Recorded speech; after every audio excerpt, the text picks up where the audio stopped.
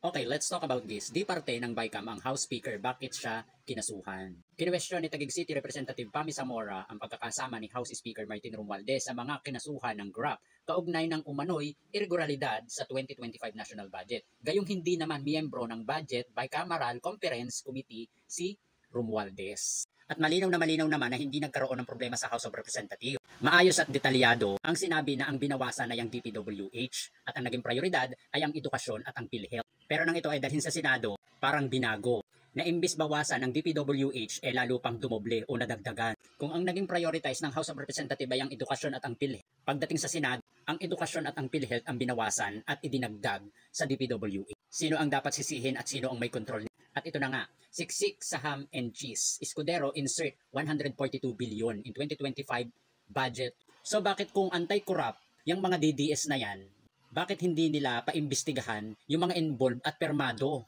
May mga dokumento na nagsasabi na sila ang nagkaroon ng problema. Pero bakit si Speaker Martin Romualdez ang kanilang pinupuntirya? Samantalang, wala namang perma si House Speaker Martin Romualdez. Ang tanong dito, anti-corrupt ba kayo o galit lang talaga kayo kay Speaker Martin Romualdez? Sino ba ang pumerma dyan sa BICAM na yan? Malinaw na malinaw. Si Senator Chis Escudero, siya ang BICAM chair. Pangalawa, si Senator Jinggoy Estrada.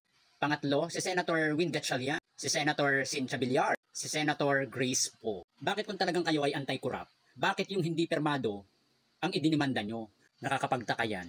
May malinaw na mga dokumento, ebidensya patungkol dito sa nagbawas sa budget na ito. Pero ang idinimanda ninyo ay yung hindi naman involved at hindi permado. Yun ang malaking tanong eh. Anti-corrupt ba kayo mga DDS o pro-corrupt? Another example, yung 51 billion ni Pulong na hanggang ngayon ay walang linaw kung saan ginamit. Pangalawa, kay BP Sara, dun sa mga ghost employee. Pangatlo na natin ito.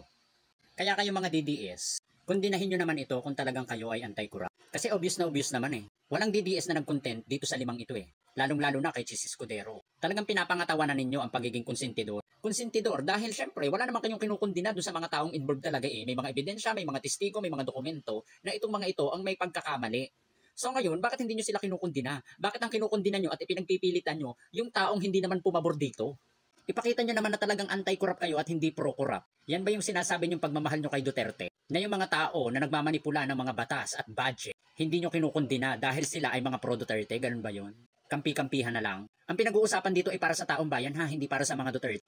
Pera ng taong bayan. Tapos nagre-reklamo kayo, bakit mahirap kayo? Bakit hindi nyo tanungin yung mga pro-Duterte na kasamahan ninyo? So ayun, keep safe and God bless. Bati-bati tayo, walang away-away. Meow.